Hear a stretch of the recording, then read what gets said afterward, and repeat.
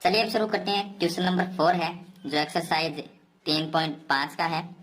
Question number 4 में लिखा है कि के ऐसे मान ज्ञात कीजिए जिनके लिए जो समीकरण दी गई है इसके मूल वास्तविक नहीं हो। वास्तविक नहीं होने का मतलब है कि इसके मूल है वो काल्पनिक होंगे। तो सबसे पहले चलिए समीकरण दी गई हमें x square 5kx plus 16 is equal to 0। यहां पर देखिए ए का जो मान होगा ए बराबर यहां पर 1 हो जाएगा, बी का मान होगा यहां पर एक्स के पास में जो संख्या 5k और सी का मान होगा यहां पर 16। अब देखिए मूल वास्तविक नहीं है, इसका मतलब है कि यहां पर बी स्क्वायर माइनस 4ac या डी का मान 0 होना चाहिए। तो चलिए यहां पर पहले हम फॉर्मूला लिखते हैं। डी बराबर होता है बी स्क्वायर माइनस 4ac। अब देखिए बी स्क्वायर, बी का मान यहां पर 5k है तो 5k का स्क्वायर करेंगे माइनस 4 इंटू ए का मान लिखेंगे यहां से 1 इंटू में सी का मान लिखेंगे 16। इसको सरल कर लेंगे। 5 का स्क्वायर होता है 25, के स्क्वायर हो जाएगा माइनस 16 को 4 से गुणा करेंगे तो ये हो जाएंगे 64।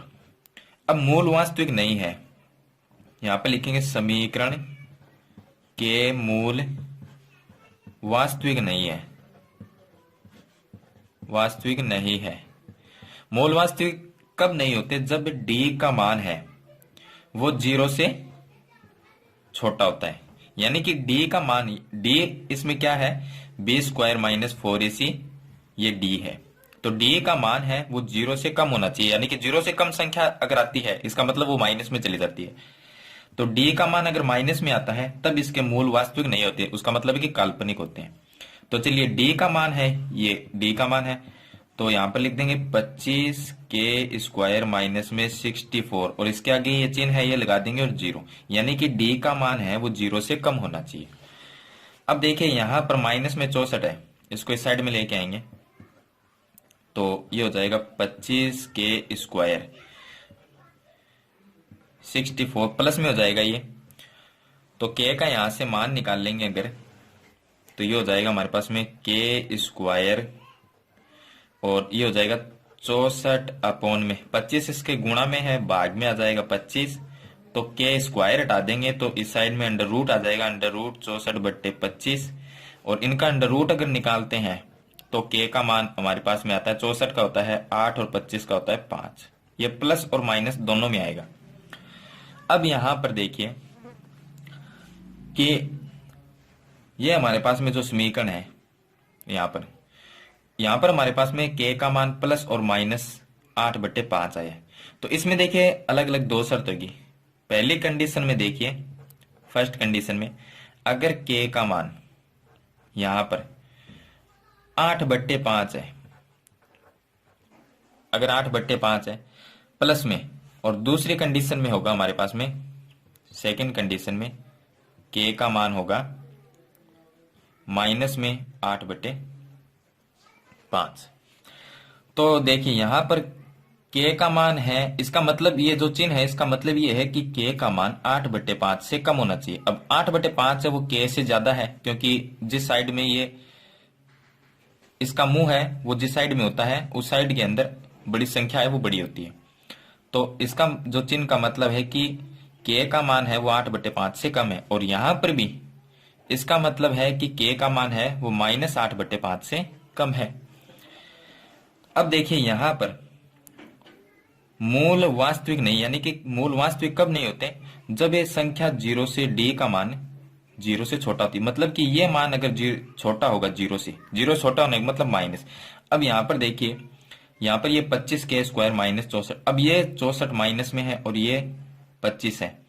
यहां पर के का मान अगर 8/5 लिख दें यहां पर तो ये 64/25 होएगा और ये पूरा कैंसिल होने के बाद 64 माइनस 64 करेंगे तो 0, और 0 और ये 0, ये तो दोनों चीज बराबर हो जाएगी, लेकिन 0 से कम आना चाहिए। तो यहाँ इसका मतलब यही हुआ कि k का जो मान है वो 8/5 से कम होना चाहिए, 8/5 से। और माइनस अगर है, -8/5 है, तो माइनस भी अगर यहाँ पर रखते हैं k का मान -8/5, तो स्क्वायर लगने के बाद में माइनस का कोई मतलब नहीं होता, तो ये भी 8/5 ही हो जाएगा। तो ये 64/25 आएगा, इससे 64 - 64 0 हो जाएगा। तो यहाँ पर इसकी शर्त है कि k का मान है वो इससे छोटा होना चाहिए। तो यहाँ पर हम लिख सकते हैं k का जो मान है, तो इस कंडीशन में देखिए, इसको अगर उल्टा करके लिख दें हम इस तरह से, -8/5, तो ये जो k का मान है, यहाँ पर देखिए k का मान -8/5 से छोटा, अगर 8/5 से अगर छोटा और हो गया तो ये तो माइनस में 8/5 है, तो माइनस में जो मान जितना बड़ा होता है वो उतना ही छोटा होता है, क्योंकि माइनस में संख्याएं उल्टी होती है।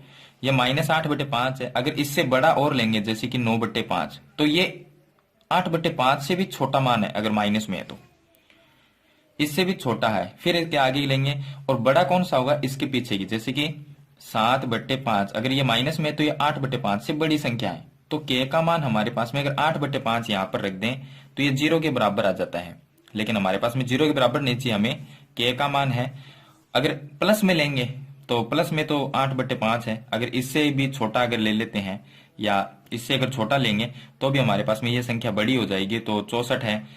तो यहाँ पर देखिए प्लस में संख्या आ जाएगी, और प्लस में आती है तो d का मान मूल वास्तविक नहीं है, ये सिद्ध नहीं होता है। तो इसके लिए हमें क्या चाहिए, ये संख्या इस साइड की संख्या है वो छोटी होनी चाहिए, और 64 है वो माइनस में बड़ी होनी चाहिए, तभी हमारे पास में माइनस के आंसर आएंगे और वो 0 से छोटे होंगे।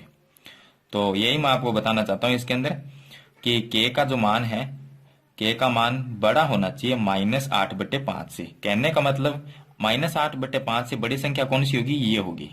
अगर हम मानते हैं तो माइनस में ये बड़ी होती है इससे, क्योंकि माइनस में संख्याओं का सिस्टम है वो उल्टा होता है।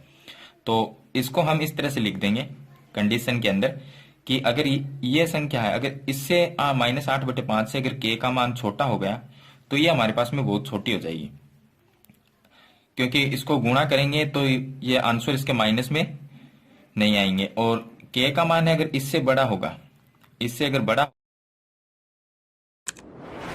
होगा k का मान -8/5 से, तो ये यहाँ पर माइनस में अगर आंसर आएगा तो इसके मूल है वो वास्तविक नहीं है, ये सिद्ध हो जाएगा।